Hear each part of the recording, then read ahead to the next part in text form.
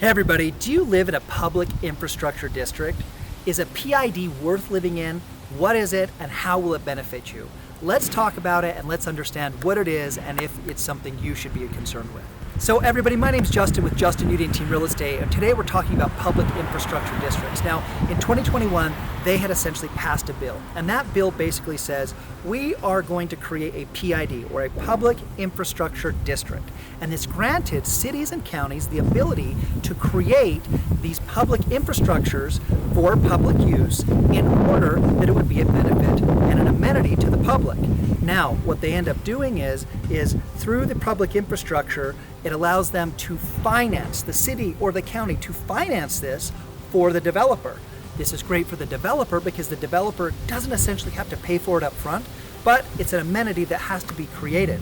And then the PID, or the Public Infrastructure District, now creates, essentially is able to collect what it cost for those items through taxes or through assessments through those property owners. Now, let me tell you why this was essentially could be a concern or actually even a benefit for a couple reasons. People were going to closing saying, hey, I got into this brand new home built after 2021 in this public infrastructure district, and guess what?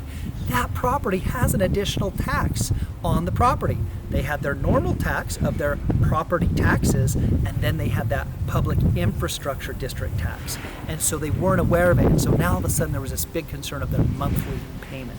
So understand, we need to be aware of it, and we need to understand, do we live in those communities?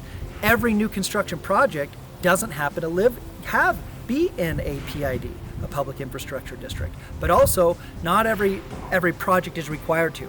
Understand that it has amenities. When infrastructure items would include sidewalks, storm drains, we're talking walking paths, parks, pickleball courts, things and amenities that would be a benefit to that community. So understand that it is something that's going to be something that is fantastic.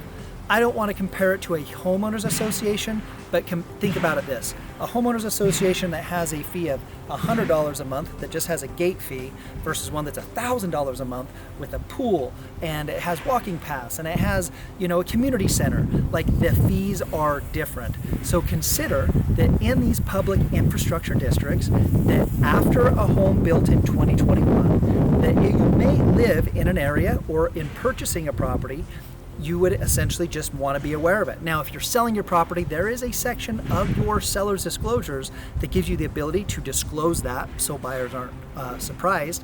And then also part two of that is so that people are aware of what they're getting into.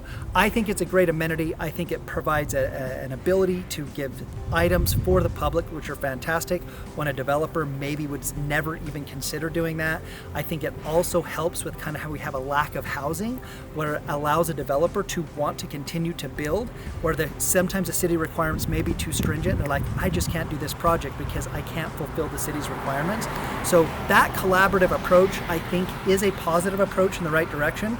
Obviously, nobody loves more taxes, but we do love more amenities. If you have more questions for me about what is a public infrastructure district, if the properties you're looking at are in them, or if this is something that's affecting the value of your home, obviously just reach out. We're here to help you. But if you are looking at buying, selling, investing in real estate, we're always here, and I'm looking forward to assisting in the future, and we will talk to you soon.